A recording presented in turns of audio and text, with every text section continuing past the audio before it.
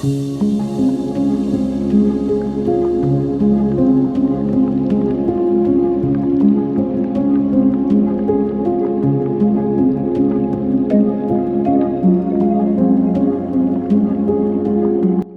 everybody. This is Pauline Gruette, and I am here with Darcy Dudick.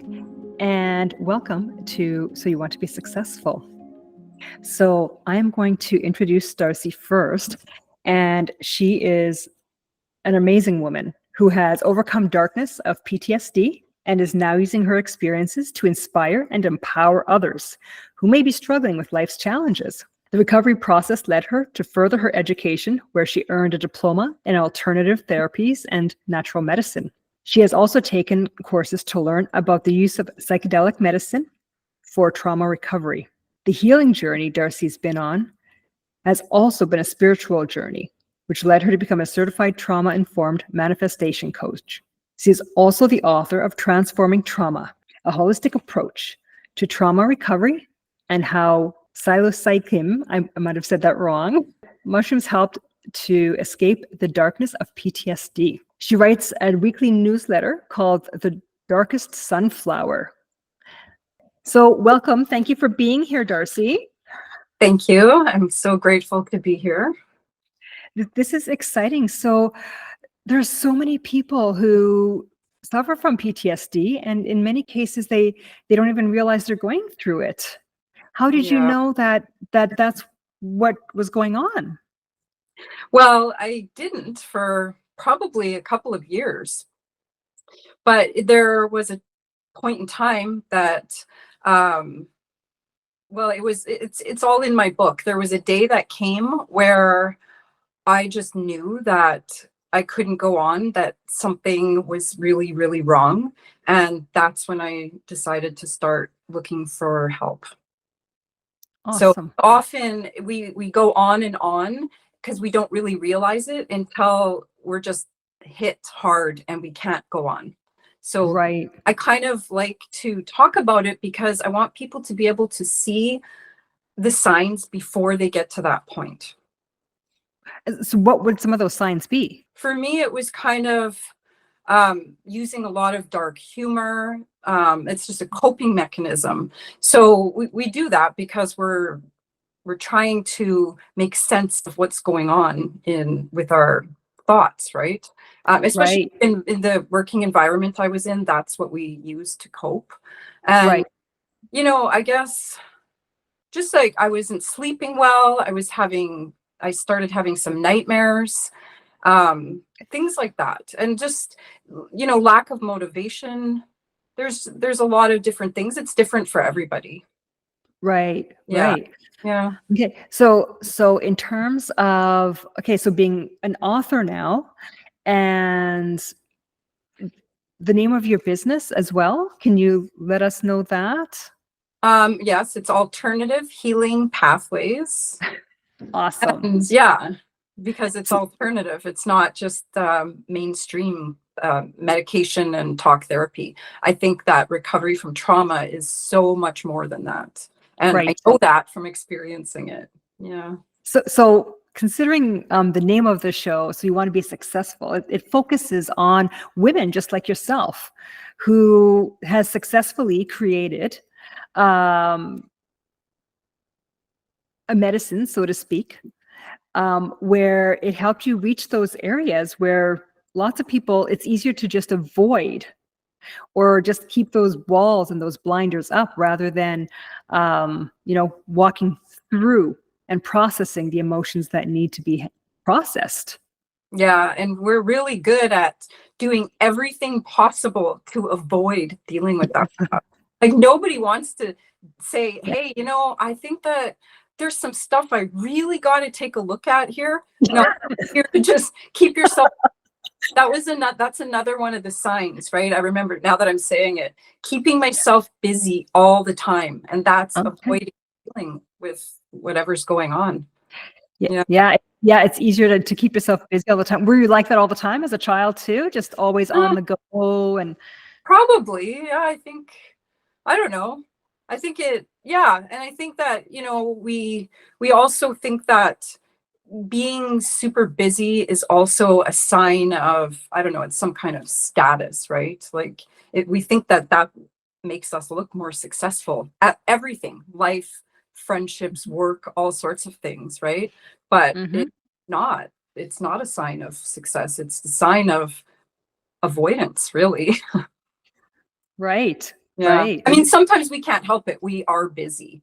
But I think that when we're finding little things to keep us busy, keep our minds occupied, scrolling social media, like those kind of things, that's avoiding what's going on inside. Yeah.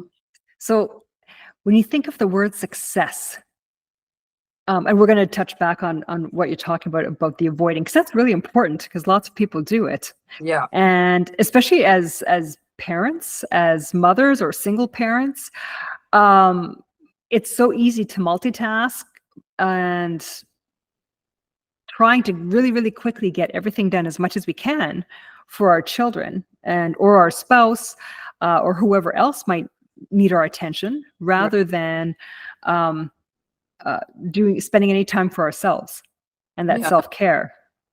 Yeah. So that in terms of success, I understand what you're talking about. When the more you can get done, it's a fallacy, right? The more you can get done, oh, look how successful she was. Look how much I achieved. Yeah. And so talking about success, when you think of that word, what comes up for you? It's changed really.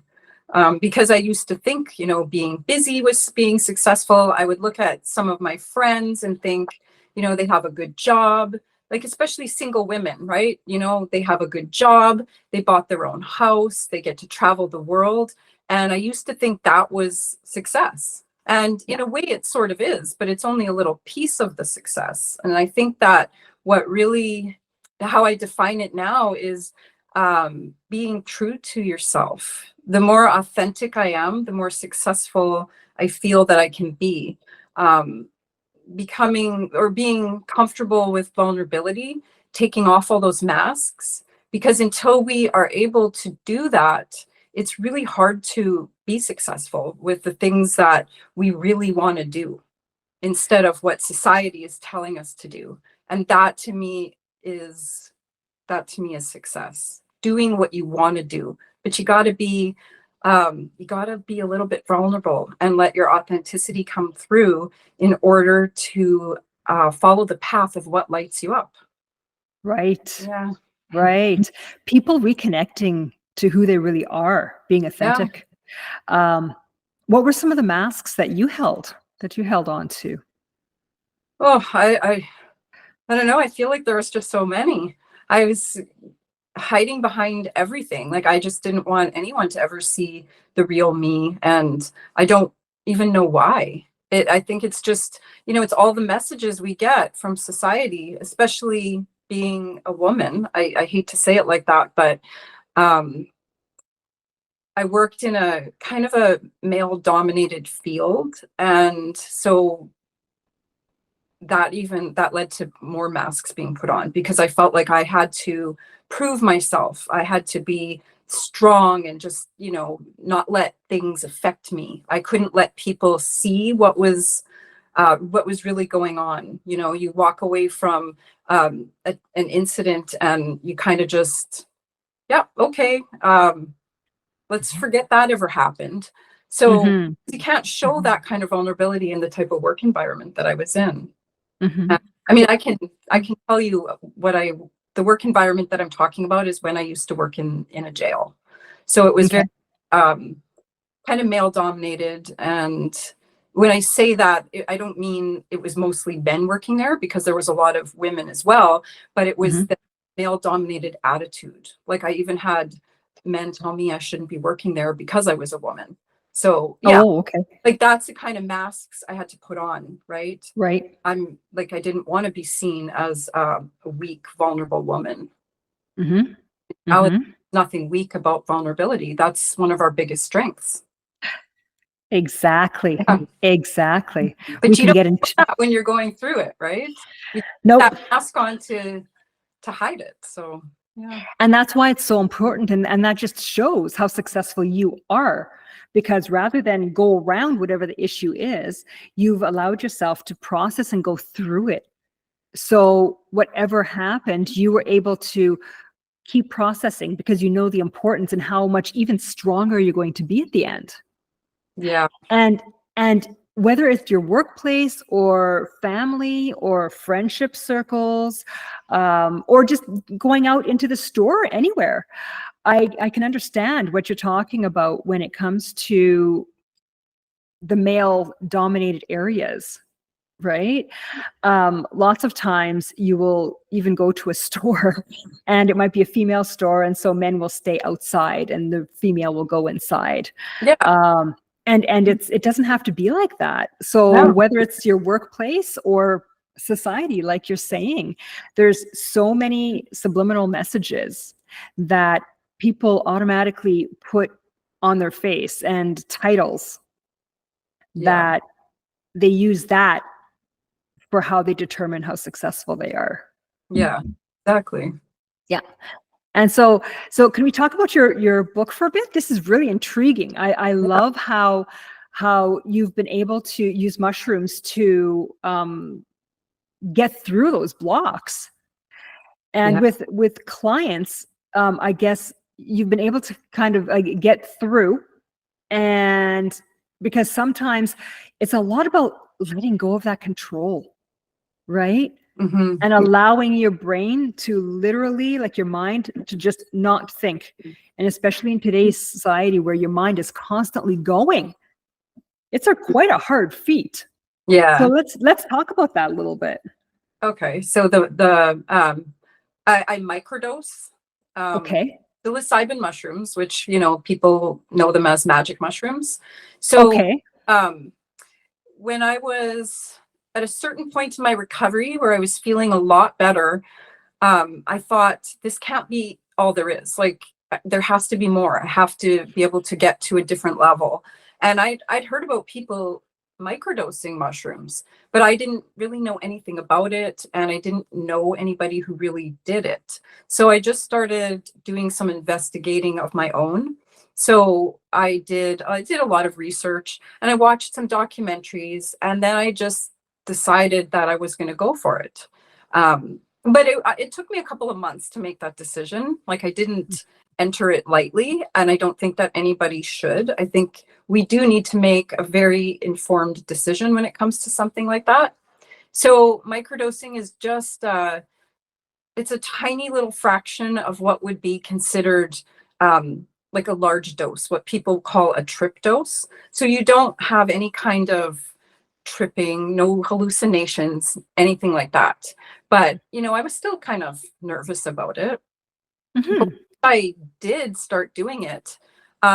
It changed so much in my recovery. It elevated my recovery, and I know that I wouldn't be where I am today without Mm-hmm. microdosing. It, That's yeah, no, that's wonderful, because I know, like, I just came back from a trip, and you know, a trip. I didn't mean it. I didn't mean it that way. I I just came back from a retreat where where we did an ayahuasca with a shaman, and it allowed me to get through some of those blocks that when I set my intention to go, I wasn't sure how anything would happen, what would happen. I had to trust and I had to believe in myself and in the person doing this. So the trust that's there, because has been a lot of trauma in my life and in my childhood that I have had to process, allowed myself to process, which involves letting go of some of that control as well. So this is where I find it really, really interesting. yeah. Because, So when yeah, I working started, with trauma. yes, and the Yeah. thing was, I didn't know what to expect when I started doing it. And when I started doing it, I started on one protocol, and I Right. started noticing some benefits pretty much right away. And the one that I noticed was like, I don't know if you've experienced dissociation or if anybody Yeah. knows what that feels like, but it can Yeah. be scary.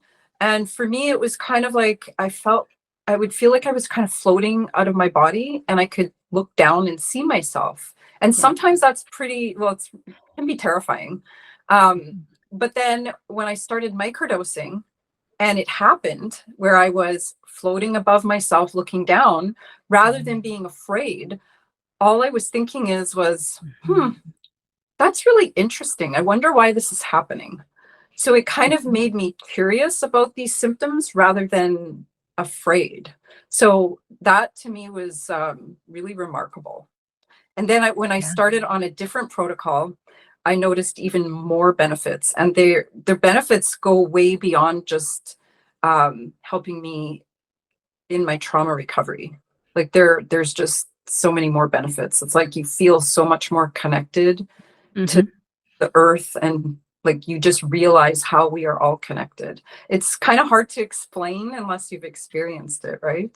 And that's the beauty about something like this, is that you don't need to explain it. Like it's kind of it's that trust Hmm. and believing in yourself, believing in the person, and how you're talking about kind of like that bird's eye view and watching from above. I know when I was doing mine, I reverted right back to, I was probably about 2 or 3 years old, and growing up with my grandmother, I never realized how much influence she had on me. And so watching things from above, it really gives you new perspective. So then with that new perspective, you're able to approach things differently and make different choices, Yeah, right? yeah. And And that's the thing working with plant medicine, is that it shows you what you need to see.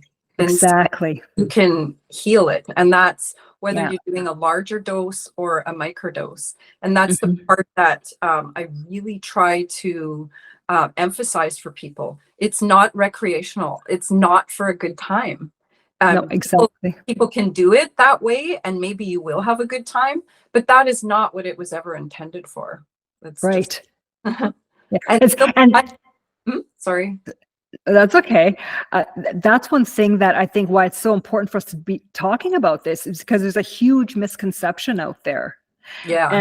And I know right now with like being in Canada, like both of us are from Winnipeg area, Manitoba, with weed just getting legalized. There's a huge misconception out there.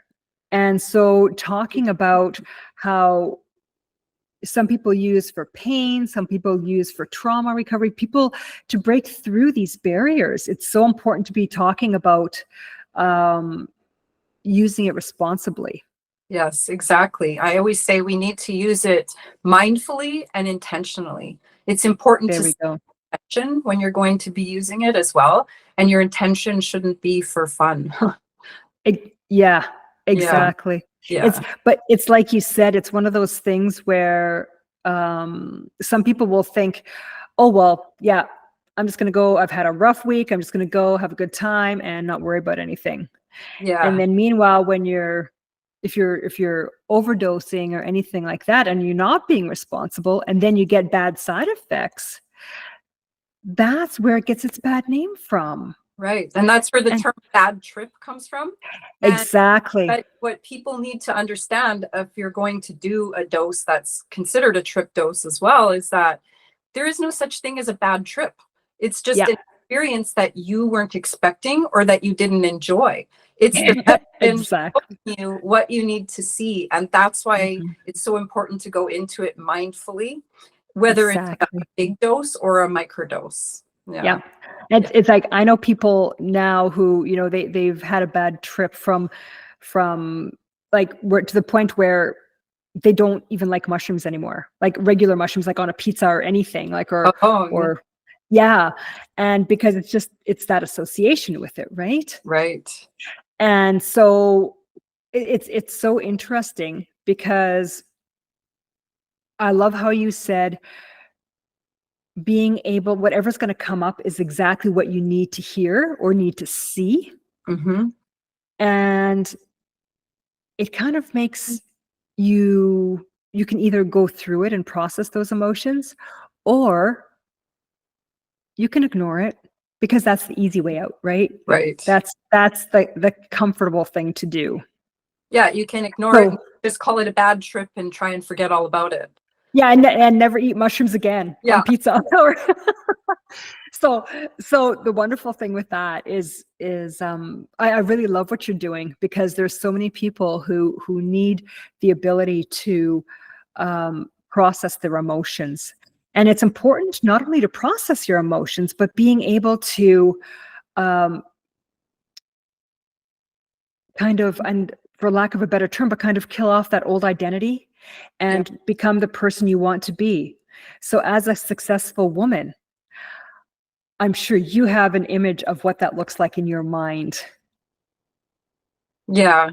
I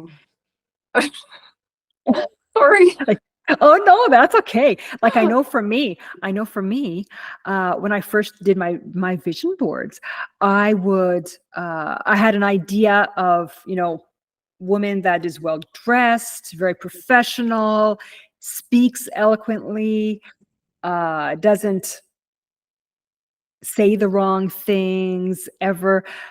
Then I got to realize that we're all human, and it's okay to make mistakes, because you know what? If you didn't make mistakes, you're not growing. Exactly. And you're not And learning either. exactly. Yeah. So that's why it's okay to make mistakes. It's okay to say the wrong thing sometimes, because you're human. Yeah. But getting back to the mindfulness, that's where the mindfulness comes in. Yeah. Yeah. And So, talking about the psilocybin mushrooms, I should also let you know that I talk about it in my book, but I also have a little ebook I wrote called The Mindful Microdosing Method. And I oh, okay. expanded that little ebook into a series of videos that I put on YouTube. So there's 11 videos that go in depth to teach people everything they need to know in order to make an informed decision whether or not microdosing is the right path for them to take. Okay, awesome. That, yeah. Yeah. And that So, YouTube channel is called The Darkest Sunflower. It's the same as my blog. Yeah. okay, the darkest sunflower. Yeah. And why did you pick a sunflower? I guess when I first started writing, that's where I got the name The Darkest Sunflower. And the reason I chose it is because I always loved sunflowers. And um, one of my old work partners used to call me Sunflower. And then when I went through everything I was going through, I was in such a dark place. So I just went with The Darkest Sunflower. Right. Yeah, not really, Is not a great story about it, but well, no, it doesn't have to be. I don't really consider anything good or bad. It is what it is, yeah, right? And as long as you're safe and nobody's going to hurt you, that's the main concern. So I don't define anything as good or bad. yeah. And I'm not in the dark anymore, but I still keep my blog and my YouTube, The Darkest Sunflower. Right. Yeah. So can you describe like a pivotal memory that really really describe for the audience, so they can understand and relate to not just the PTSD, but would you say most of it came from like where you were, or did it stem from other things? My injury, my post-traumatic stress injury was the result of my work. Okay. Yeah, Okay. that's where it came from. Yeah. Okay. And so when was the moment, like how many years approximately, or was it months? Well, I was diagnosed in 2018. Okay. And did you want me to talk about this, like how I came to? Yeah. Like how, what are some other things that you might have done besides just the mushrooms? What are some other things that you might have done to change your routine or your habits to get Okay. to where you are today, to make you the successful person you are? Yeah. So when I was first diagnosed with PTSD, I thought that I was, broken and damaged, and Mhm. that was it for me. But because I didn't know anything about the process. I just went to the psychologist, and I was doing, what I thought that I needed to do. I chose not to go, I chose no medication. I didn't want to go that route. Because I don't believe in antidepressants for something like this. For me, it was the reason I chose no medication is they just tend to, they numb us. And I didn't want to feel numb. If I was going to be going to therapy, I wanted to be able to feel, because I don't think when you're numb, you can't feel. And when you can't feel, you can't heal. So I was going to therapy, and one particular day I remember asking my psychologist, like, how long is this going to take? And he said, it's going to take as long as it needs to take. And I left that appointment thinking, that doesn't even make sense. Like, how can you not have a time frame? But then as I progressed through my recovery, realized that there is no time frame, because everybody is different and everybody has different degrees of traumas to deal with and that kind of thing. So I was going to the therapy and I was doing all the things that I thought that I needed to do. And I was feeling like talking about it it's helpful, but it's not what's going to get you through it. And I started looking at other stuff on my own, and started one book that I read that really was helpful for me was called The Body Keeps the Score. And that's when I learned that trauma is not just in our head, it is in our body. We store it in our nervous system. So once I learned that, I started trying some other things like yoga. And for years, I had chronic pain, and I always thought it was the result of a car accident I was in. But it turns out it was a dysregulated nervous system. That's what trauma does. It dysregulates our nervous system. And that's why just talking about it you can talk about it in therapy for 10 years, and it's not going to, that's as far as it's going to go. It's still going to be stuck in your body. So once I tried a couple different kinds of yoga, and I didn't really find it that helpful until I discovered Kundalini yoga. And then I started practicing that. And ever since then, I haven't had any chronic pain. The chronic pain I had led to migraine headaches, and I haven't had one single headache since I started practicing. And it's been just over 3 years. Wow. Yeah. So I guess it's the movement and the fluidity and how is that yoga different from other types of yoga? What do you do? Right, because it's not just movement. There's breath work and meditation as well.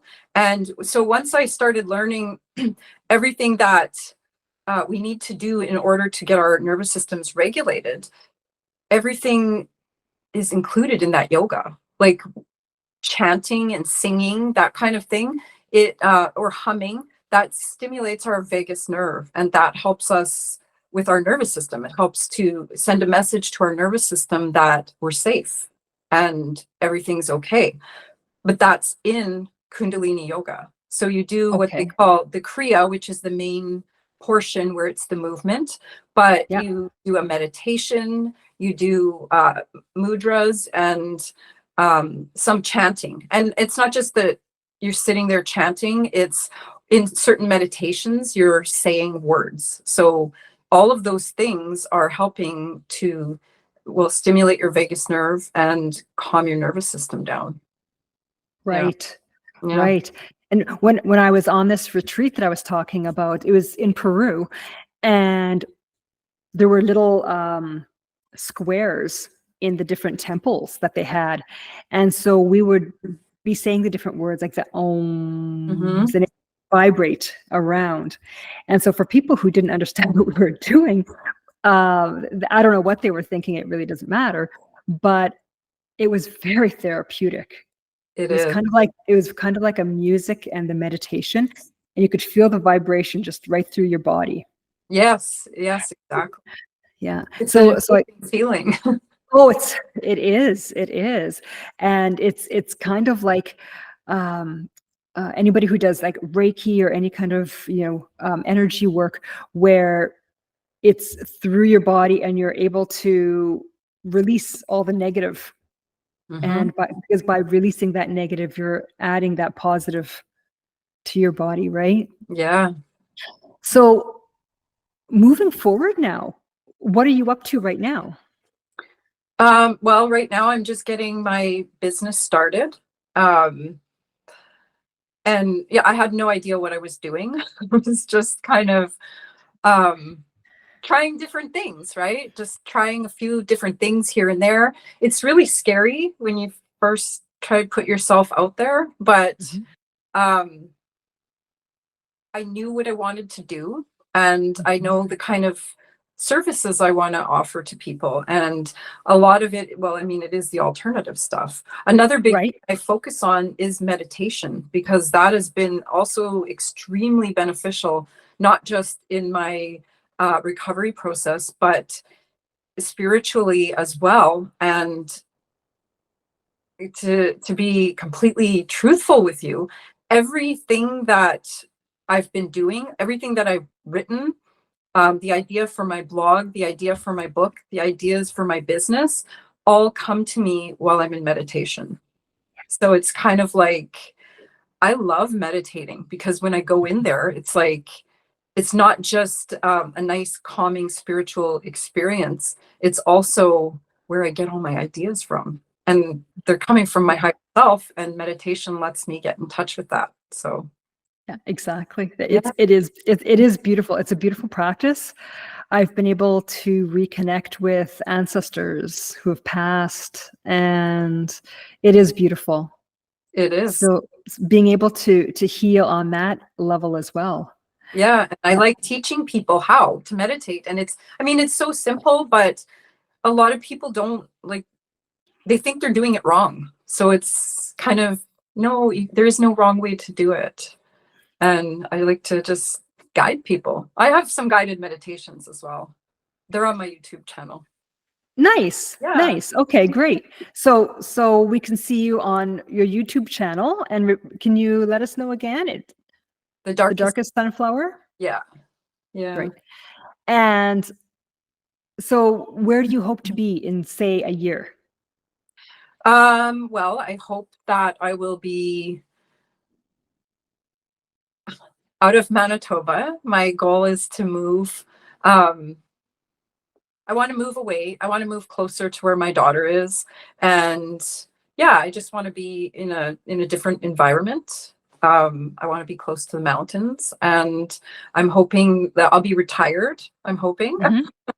and just working on my business. And my actually one of my main goals in my business is to do meditations, and do meditations with people involving cannabis. I work with cannabis in meditation because it can be really therapeutic and healing. And again, it's a medicine that shows us what we need to work on. And yeah, Right. that's where Yeah. my head's at right now. But you never Okay. know, right? You Ex- just gotta walk the path and see where it leads you. And yeah. exactly. When you release some of that other stuff, that other trauma, you're opening yourself up for amazing possibilities. Yeah. So as a new business owner, what would you say were some of the hardest things that might have been a setback for you? Well, it's, you get the ideas and you want to do this stuff, but it's that authenticity part, right? For me, it was still, I had this fear of what people might think, and, Right. that kind of thing. So, Hmm. um, I was working on stuff, and I kind of was slowly putting it out there. And one of the biggest things for me was like I was terrified to be on video, but I knew that I had to get over that. So that's why I started the YouTube channel to begin with. Um, there's not a lot of videos on there, but I needed to just get over the fear. And yeah, the very first ones are terrible, I'm sure, but I don't care. I'm just going to leave them there because, that's Yeah. we just learn as we go. So I, Mhm. I kind of did it in little steps. And then, being able to put a video out there gives you a little bit more confidence. So then you can Right. move on to the next thing. Like it's kind of like you're conquering yourself as you go. And Exactly. and the other thing is, the biggest thing actually is thinking that you have to have it all figured out before you put yourself out there, because that is what I thought I needed to do. And that's just going to keep you held back forever, because until you start putting yourself out there, you, how do you even say it? Like, the path that you think you're going down is going to change. It isn't going to be exactly how you have it written on paper, because once you start doing it, it's going to open up different paths for you. So, and then you just go from there, right? Because what you have in your mind to begin with, maybe some of those things aren't going to work out. Maybe some other things are. So it's kind of not being afraid to try different things. And maybe this thing didn't work out for me, but there's still this way to go, right? It's, yeah, you need to, in order to start walking the path, you have to take a couple of steps. Awesome. I love that idea. I Yeah. love that idea. Yeah. It's kind of like, it's letting go of the how. Yes. You know, Yes. it doesn't matter how it's going to happen. It's believing and knowing your purpose, where you Exactly. want to go. So And as exactly what you just said is how manifestation works. You have to exactly. have a vision. Your thoughts and your emotions about it have to add up, or be in alignment with each other, and then you have to put the actions out there. So yeah, you have to be open to the idea that it's not going to turn out exactly how you think it's going to be. You got to let go of that idea of how you think it's supposed to happen, because it's happen. Yeah. You know, and I know, and I'm so glad you said that, because you know what, there's so many people, and I used to be the same way. And I can think of many family members that would keep doing things over and over and over and over again. I remember, like, my grandmother or my aunt are perfect examples, where they'd be making a quilt, or and they'd be taking apart like huge areas of the quilt because it was the wrong stitch, or they went off a little bit. And my grandmother taking apart almost a whole scarf because she noticed that there was one stitch out. And the thing with perfectionism is it's you're human and you're allowed to make mistakes. It's kind of going back to what we were talking about earlier. So what are some things that you did to give yourself grace, like especially as a business owner, and when you notice that, okay, that could have been done right? And I love the fact that even the first videos are still up there, because you know what, it shows your growth. It's kind of like a documentary of your growth, and that's great. Kind of. So what are some ways that you gave yourself grace through your learning curve? Just realizing, like, even making those videos, you know, some of them shorter videos, if I didn't like how it looked, I would redo it. And I just stopped doing that, because I realized that it's never going to, I can record the same video 25 times and I'm not going to like it. I'm always going to put something out of there that I'm not happy with. So it's like the perfectionism, like you said, we're our own worst critics. We're the only ones that are going to notice all the things that we consider imperfect about ourselves. And the things that we consider imperfect about ourselves, also, they just make us who we are. So it's just accepting ourselves for who we are. And once we can learn how to accept ourselves and just love ourselves the way we are, then we learn grace. Yeah, exactly. And then you're on your road. Regardless of what that path might look like, you're on the way, and remembering that you always have those choices. Right. And you can't inspire people by being perfect. No. That's not how, right? That's not how it works. No, because perfectionism is it actually really decreases. It's a negative energy. And it's because you could sit there and just think of how much time you're wasting and how much you're missing out on life with your children, with your family, with activities, because you have to do things perfectly. So, like, you know, always getting that, you know, being on the honor roll, always being on. There are so many people who are amazing people and they're not on the honor roll. You know, they're like a C student or a C. Everybody has their own unique gifts. And so when you find those gifts and you become more aware of what they are and sharing them with other people, to me, that is success. Yes, that's exactly what I define as success as well.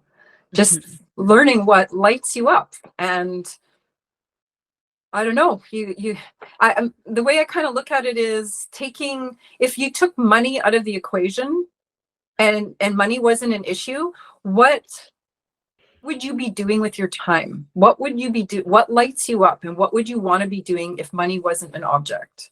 And when you come to the conclusion of the things that light you up, that is your that's your gift. Yeah. Yeah. Yeah. If money, like, and I know from my learning that you have a relationship with everything, just like with money, with people, with your vehicle, with whatever. And if you can start processing all of those emotions and take money out of the equation, that's where I love doing my vision board workshops. Because you know what? It's people, especially as women, we forget what our biggest dreams are, Yeah. because we allow those blocks just to sit there. But, and again, so we're getting back to your book, but it is so crucial. So what's some advice that you would give to people who have either maybe never tried I'm going to say it wrong, the Psilocybin. psilocybin mushrooms, and so if they have never tried it, or if they're scared to, what is some advice that you would give the audience? The biggest piece of advice I give is, if people are interested in trying it, but they're a little apprehensive or nervous about it, is to start very, very low. The recommended dose to start with is 100 milligrams, but if you're very nervous about it, start with 50. You can purchase capsules, and you can purchase them in different dosages. So 50 is honestly not going to really do anything for people. I don't think it didn't for me, but I did start that way because I Yeah. was nervous, because I didn't, Right. how is this going to affect me? So that is the biggest piece of advice I can give, is start low and then just go up a little bit from there, and you'll get comfortable with it. And it does take some time to find the perfect dose for you anyways, just like any medication, right? It's not like Right. you just pop this capsule and suddenly you're feeling better, right? It's kind of like trial and error. I talk about that a lot in the videos that Okay. yeah. Yeah. So did you find that when you were talking about like the plant medicine coming back up, and whatever comes up is what you need to process? What is an example for you, without getting too graphic, of what might have, like, an incident that you needed to process? Um, they're just kind of like, I'd gone through most of the main trauma recovery stuff. Like I did EMDR, and that really got me through What is that? the worst. I I don't I can't remember what the whole name of it is. It's just EMDR. Emotional, is that like It's emotional about your freedom? eyes. It's eye Oh, movement. okay. Yeah. I'm Okay. sorry, I can't Okay. think of what it is That's right now. okay. That's But okay. it's basically, you're with the psychologist, and he's waving his fingers while you're thinking of a traumatic experience, and then Mm. you take a break, and you think of the next thought. I guess, I don't know. It's a really good way of processing traumatic stuff. So I did all of that, and I didn't take the mushrooms until after that. So for me, it wasn't anything like any of those big traumas, because they'd already been processed. It was more Right. small things that came up. And actually, one of the best things that microdosing did for me was, it really helped me with my trigger responses, because Mm. we don't, that was one of the most challenging pieces of my recovery, was learning how to manage those triggers. Because when we're triggered by something, whether it's something we see or hear, um, it's not our thoughts that cause the reaction, it's our nervous system. So it happens like instantaneously, right?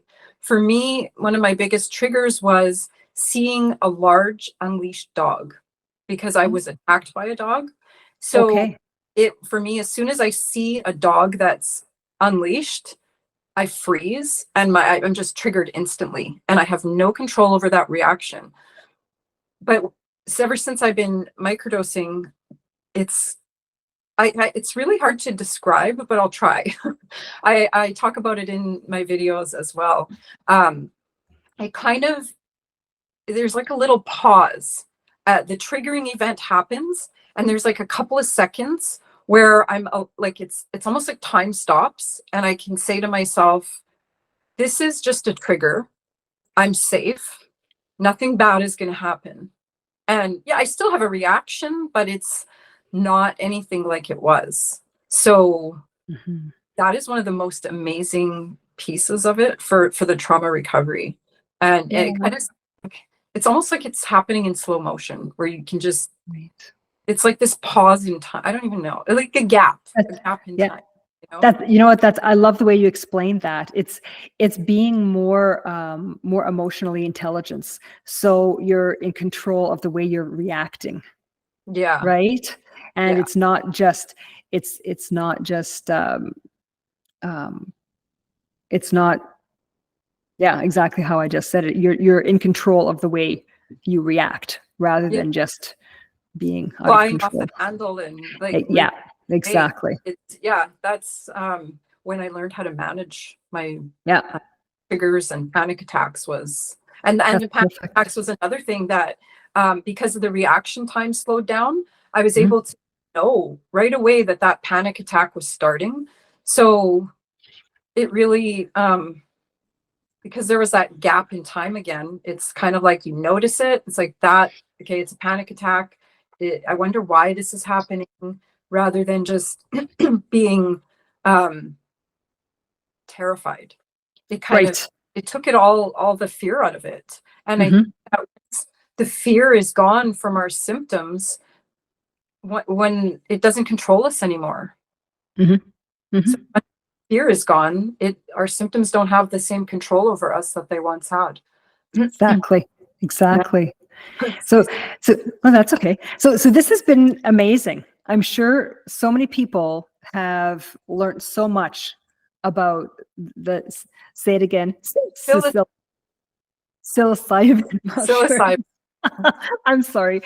But like I've learned so much as well. And I really, really appreciate it. And having the YouTube channel and a little bit of the blog and the videos, there's a lot of information that you've put out there. So you are very successful. Your business is successful. It is going to be even more successful as you keep going. And all of the people who are listening to this and watching this interview, they can go, and what is the best way to get in contact with you? Probably through my email, and I have that on my business card, and I have a website, and that.